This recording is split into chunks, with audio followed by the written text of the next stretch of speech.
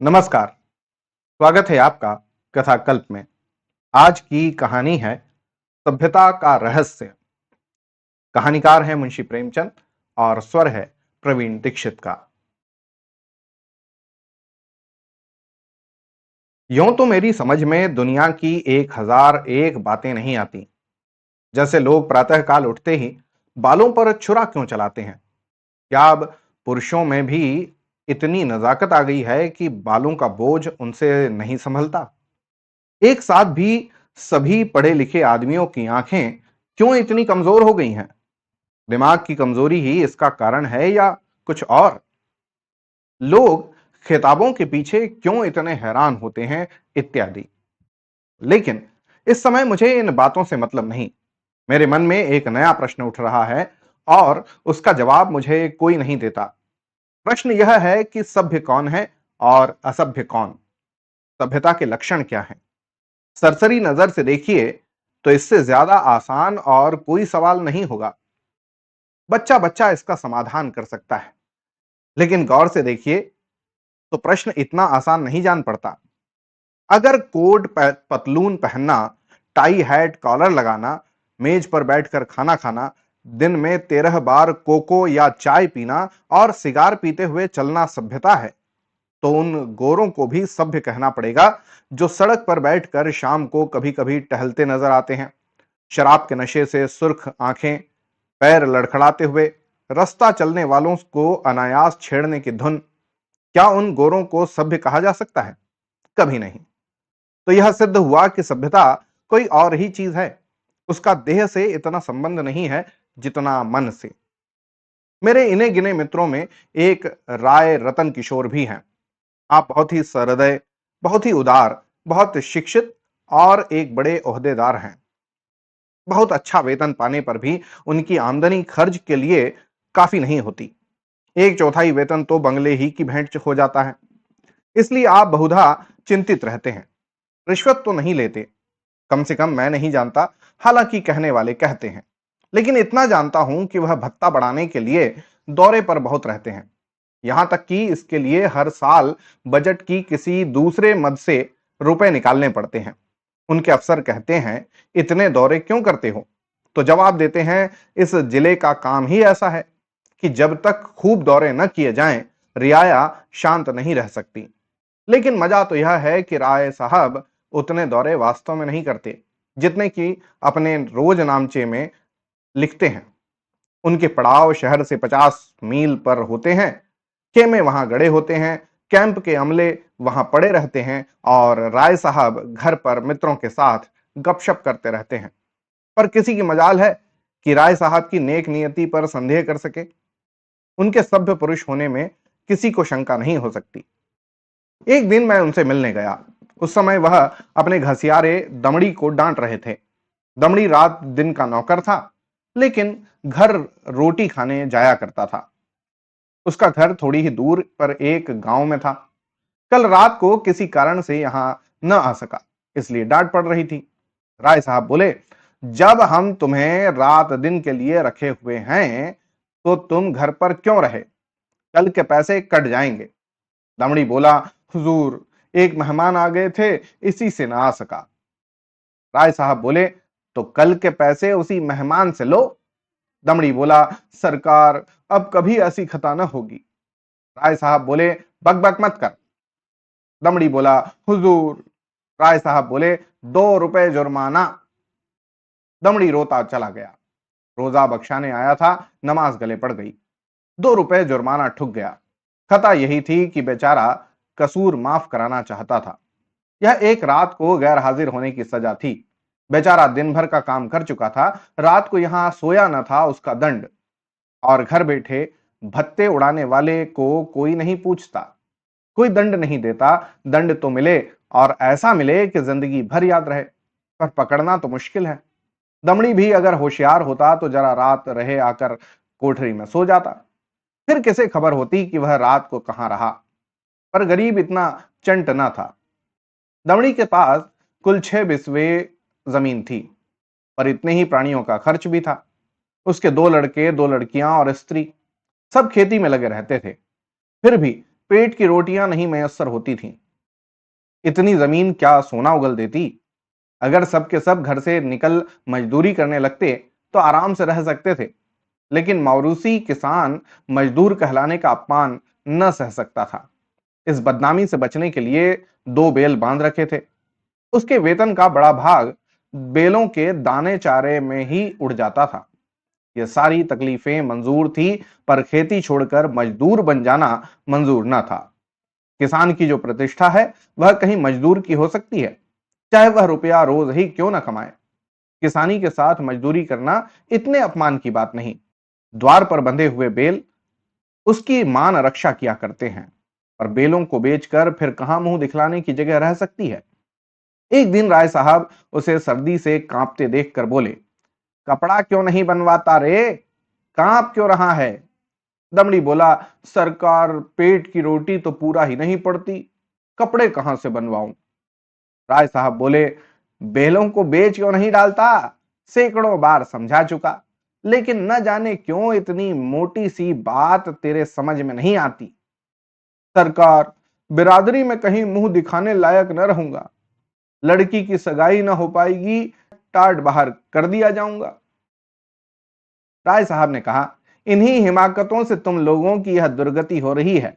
ऐसे आदमियों पर दया करना भी पाप है। क्यों मुंशी जी? मेरी तरफ होकर बोले, इस पागलपन का भी कोई इलाज है? जाड़ों मर रहे हैं, पर दरवाजे पर बेल जरूर बांधेंगे। मैंने कहा, जनाब, यह तो अपनी अपनी समझ है। राय साहब बोले, ऐसी समझ को दूर से सलाम कीजिए। मेरे यहाँ कई पुश्तों से जन्माष्टमी का उत्सव मनाया जाता था। कई हजार रुपयों पर पानी फिर जाता था। गाना होता था, दावतें होती थीं, रिश्तेदारों को न्योते दिए जाते थे, गरीबों को कपड़े बांटे जाते थे। वालिद साहब के बाद पहली ही साल मैंने उत्सव बंद कर दिया। फायदा क्या? मुफ्त में 4-5 हजार की चपत खानी पड़ती थी। सारे कस्बे में बावेला मचा, आवाजें कसी गईं। किसी ने नास्तिक कहा, किसी ने ईसाई बनाया, लेकिन यहां इन बातों की क्या परवाह। आखिर थोड़े ही दिनों में सारा कोलाहल शांत हो गया। अजी बड़ी दिल लगी थी। कस्बे में किसी के यहाँ शादी हो, लकड़ी मुझसे लें। पुश्तों से यह रस्म चली आती जाती थी। वालिद तो दूसरों से दरख्त मोल लेकर इस रस्म को निभाते थे। थी हिमाकत या नहीं? मैंने फौरन लकड़ी देना बंद कर दिया। इस पर भी लोग बहुत रोए धोए, लेकिन दूसरों का रोना धोना सुनूं या अपना फायदा देखूं, लकड़ी से कम 500 रुपए सालाना की बचत हो गई। अब कोई भूल कर भी इन चीजों के लिए दिक करने नहीं आता। मेरे दिल में फिर सवाल पैदा हुआ, दोनों में सभ्य कौन है? कुल प्रतिष्ठा पर प्राण देने वाले मूर्ख दमड़ी, या धन पर कुल मर्यादा की बलि देने वाले राय रतन किशोर? राय साहब के इजलास में एक बड़े मार्के का मुकदमा पेश था। शहर का एक रईस खून के मामले में फंस गया था। उसकी जमानत के लिए राय साहब की खुशामदें होने लगी। इज्जत की बात थी। रईस साहब का हुक्म था कि चाहे रियासत बिक जाए, पर इस मुकदमे से बेदाग निकल जाऊं। डालियां लगाई गईं, सिफारिशें पहुंचाई गईं, पर राय साहब पर कोई असर न हुआ। रईस के आदमी को प्रत्यक्ष रूप से रिश्वत की चर्चा करने की हिम्मत न पड़ती थी। आखिर जब कोई बस न चला तो रईस की स्त्री से मिलकर सौदा पटाने की ठानी। रात के 10 बजे थे। दोनों महिलाओं में बातें होने लगीं। 20,000 की बातचीत थी। राय साहब की पत्नी तो इतनी खुश हुई कि उसी वक्त राय साहब के पास दौड़ी हुई आई और कहने लगी, ले लो ले लो। राय साहब ने कहा, इतनी बेसब्र न हो। वह तुम्हें अपने दिल में क्या समझेंगी? कुछ अपनी इज्जत का भी ख्याल है या नहीं? माना कि रकम बड़ी है, और इससे मैं एक बारगी तुम्हारी आए दिन की फरमाइशों से मुक्त हो जाऊंगा, लेकिन एक सिविलियन की इज्जत से भी तो कोई मामूली चीज नहीं है। तुम्हें पहले बिगड़ कर कहना चाहिए था कि मुझसे ऐसी बेहूदी बातचीत करनी हो तो यहां से चली जाओ, मैं अपने कानों में नहीं सुन सकती। यह तो मैंने पहले ही किया।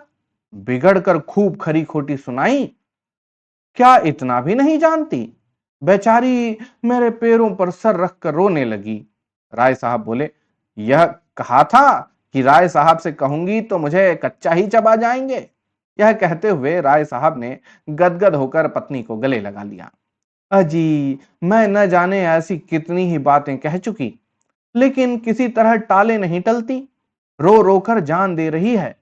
राय साहब बोले, उससे वादा तो नहीं कर लिया? वादा? मैं रुपए लेकर संदूक में रखाई, नोट थे। कितनी जबरदस्त अहमक हो। न मालूम ईश्वर तुम्हें कभी समझ भी देगा या नहीं। अब क्या देगा? देना होता तो दे न दी होती। हाँ, मालूम तो ऐसा ही होता है। मुझसे कहा तक नहीं और रुपए लेकर संदूक में दाखिल कर लिए। अगर किसी तरह बात खुल जाए तो कहीं का न रहूं। अरे तो भाई सोच लो, अगर कुछ गड़बड़ हो तो मैं जाकर रुपए लौटा आऊं। फिर वही हिमाकत। अरे अब तो जो कुछ होना था हो चुका। ईश्वर पर भरोसा करके जमानत लेनी पड़ेगी। लेकिन तुम्हारी हिमाकत में शक नहीं। जानती हो, यह सांप के मुंह में उंगली डालना है। यह भी जानती हो कि मुझे ऐसी बातों से कितनी नफरत है, फिर भी बेसब्र हो जाती हो। अब की बार तुम्हारी हिमाकत से मेरा व्रत टूट रहा है। मैंने दिल में ठान लिया था कि अब इस मामले में हाथ न डालूंगा, लेकिन तुम्हारी हिमाकत के मारे जब मेरी कुछ चलने भी पाए तो है। मैं जाकर लौटाए देती हूं, रहने दो। और मैं जाकर जहर खाए लेता हूं। इधर तो स्त्री पुरुष में यह अभिनय हो रहा था, उधर दमड़ी उसी वक्त अपने गांव के मुखिया के खेत से ज्वार काट रहा था।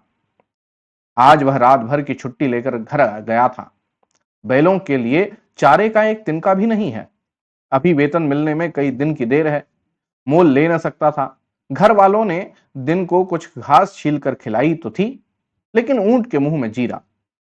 उतनी घास से क्या हो सकता था? दोनों बैल भूखे खड़े थे। दमड़ी को देखते ही दोनों पूंछें खड़ी करके हुंकारने लगे। जब वह पास गया तो दोनों उसकी हथेलियां चाटने लगे। बेचारा दमड़ी मन महसूस कर रह गया। सोचा, इस वक्त तो कुछ नहीं हो सकता, सवेरे किसी से कुछ उधार लेकर चारा लाऊंगा। लेकिन जब 11 बजे रात उसकी आंखें खुली तो देखा कि दोनों बैल अभी तक नांद पर खड़े हैं। चांदनी रात थी। दमड़ी को जान पड़ा कि दोनों उसकी ओर उपेक्षा और याचना की दृष्टि से देख रहे हैं। उनकी क्षुधा वेदना देखकर उसकी आंखें सजल हो गईं। किसान को अपने बैल अपने लड़कों की तरह प्यारे होते हैं। वह उन्हें पशु नहीं, अपना मित्र और सहायक समझता है। बैलों को भूखे खड़े देखकर नींद आंखों से भाग गई। कुछ सोचता हुआ उठा, हंसियां निकाली और चारे की फिक्र में चला। गांव के बाहर बाजरे और ज्वार के खेत खड़े थे। दमड़ी के हाथ कांपने लगे, लेकिन बैलों की याद ने उसे उत्तेजित कर दिया। चाहता तो कई बोझ काट सकता था, लेकिन वह चोरी करते हुए भी चोर न था। उसने केवल उतना ही चारा काटा जितना बैलों को रात भर के लिए काफी हो। सोचा, अगर किसी ने देख भी लिया तो उससे कह दूंगा बैल भूखे थे इसलिए काट लिया। उसे विश्वास था कि थोड़े से चारे के लिए कोई मुझे पकड़ नहीं सकता। मैं कुछ बेचने के लिए तो काट नहीं रहा हूं। फिर ऐसा निर्दयी कौन है जो मुझे पकड़ ले? बहुत करेगा, अपने दाम ले लेगा। उसने बहुत सोचा। चारे का थोड़ा होना ही उसे चोरी के अपराध से बचाने को काफी था। चोर उतना काटता जितना उससे उठ सकता। उसे किसी के फायदे और नुकसान से क्या मतलब? गांव के लोग दमड़ी को चारा लिए जाते देखकर बिगड़ते जरूर, पर कोई चोरी के इल्जाम में न फंसाता। लेकिन संयोग से हल्के के थाने का सिपाही उधर जा निकला। वह पड़ोस के एक बनिए के यहाँ जुआ होने की खबर पाकर कुछ ऐंठने की टोह में आया था। दमड़ी को चारा सिर पर उठाते देखा तो संदेह हुआ। इतनी रात गए कौन चारा काटता है? हो ना हो कोई चोरी से काट रहा है। डांट कर बोला, कौन चारा लिए जाता है? खड़ा रहे। दमड़ी ने चौंक कर पीछे देखा तो पुलिस का सिपाही। हाथ पांव फूल गए। कांपते हुए बोला, हुजूर, थोड़ा ही सा काटा है, देख लीजिए। थोड़ा काटा हो या बहुत, है तो चोरी। खेत किसका है? बलदेव महतो का। सिपाही ने समझा था शिकार फंसा, इससे कुछ ऐंठेगा। लेकिन वहां क्या रखा था? पकड़कर गांव में लाया और जब वहां भी कुछ हत्ते चढ़ता न दिखाई दिया तो थाने ले गया। थानेदार ने चालान कर दिया। मुकदमा राय साहब ही के इजलास में पेश किया गया। राय साहब ने दमड़ी को फंसे हुए देखा तो हमदर्दी के बदले कठोरता से काम लिया। बोले, यह मेरी बदनामी की बात है, तेरा क्या बिगड़ा? साल 6 महीने की सजा हो जाएगी, शर्मिंदा तो मुझे होना पड़ रहा है। लोग यही तो कहते होंगे कि राय साहब के आदमी ऐसे बदमाश और चौर हैं। तू मेरा नौकर ना होता तो मैं हल्की सजा देता, लेकिन तू मेरा नौकर है, इसलिए कड़ी से कड़ी सजा दूंगा। मैं यह नहीं सुन सकता कि राय साहब ने अपने नौकर के साथ रियायत की। यह कहकर राय साहब ने दमड़ी को 6 महीने की सख्त कैद का हुक्म सुना दिया। उस दिन उन्होंने खून के मुकदमे में जमानत ले ली। मैंने दोनों वृत्तांत सुने और मेरे दिल में यह ख्याल और भी पक्का हो गया कि सभ्यता केवल हुनर के साथ ऐब करने का नाम है। आप बुरे से बुरा काम करें, लेकिन अगर आप उस पर पर्दा डाल सकते हैं तो आप सभ्य हैं, सज्जन हैं, जेंटलमैन हैं। अगर आप में यह सिफत नहीं तो आप असभ्य हैं, गंवार हैं, बदमाश हैं। यह सभ्यता का रहस्य है। तो ये थी आज की कहानी, सभ्यता का रहस्य। आपको कैसी लगी जरूर बताइएगा। होती है अगली कहानी में फिर मुलाकात, तब तक के लिए धन्यवाद और जय हिंद।